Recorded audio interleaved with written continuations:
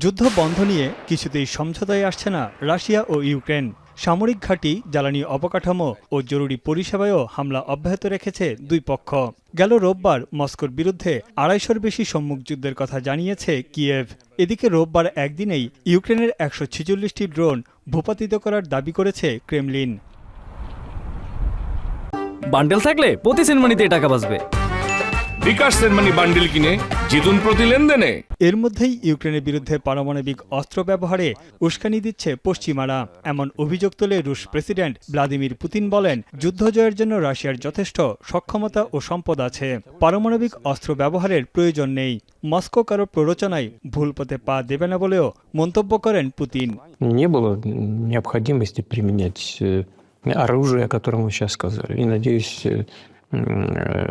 и не потребуется. У нас достаточно сил, средств для того, чтобы довести. এদিকে ইউক্রেনীয় president Zelensky জানান, যে কোনো মুহূর্তে যুদ্ধবিরতি সম্ভব, তবে রাশিয়ার সাময়িক যুদ্ধবিরতির প্রস্তাবে এক বিন্দু ভরসা নেই তার। চেক প্রজাতন্ত্র সফরে গিয়ে স্থায়ী যুদ্ধবিরতি কার্যকরে রাশিয়ার উপর চাপ প্রয়োগে মিত্রদের প্রতি আহ্বান জানান জেলেনস্কি। চলতি বছরে মিত্র ও অংশীদারদের কাছ থেকে ৩০ লাখ কামানের গোলা পাবার আশা করছে ইউক্রেন। Наприклад, сьогодні всі ці дні вони говорять про те, що вони хочуть якесь часткове сісфаєр, але ви повинні знати, наприклад, кількість штурмів сьогодні найбільше за останні місяці. ট্রাম্প দ্বিতীয় মেয়াদে হোয়াইট হাউসের মসনদে বসার পর থেকেই রাশিয়া ইউক্রেনের মধ্যে চলমান উত্তেজনা কমাতে উঠে পড়ে লেগেছেন। তবে দুই পক্ষকে ঐক্যমত্যে পৌঁছাতে ব্যর্থ হলেও হাল ছাড়ছেন না ট্রাম্প। যুদ্ধবিরতি নিয়ে রাশিয়া ও ইউক্রেনের সঙ্গে ফলপ্রসূ আলাপ হয়েছে বলে দাবি তার। Conversations with Russia and Ukraine.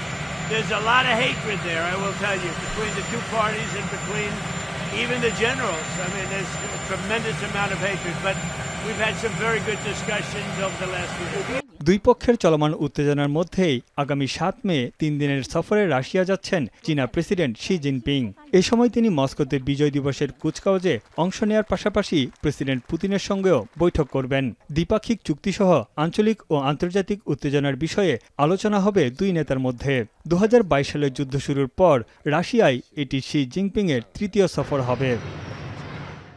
দ্বিতীয় বিশ্বযুদ্ধে সোভিয়েত ইউনিয়নের বিজয়ের ৮০তম বার্ষিকী উপলক্ষে ৮ মে থেকে ৩ দিনের যুদ্ধবিরতি ঘোষণা করেন পুতিন। মূল অনুষ্ঠান হবে আগামী ৯ মে।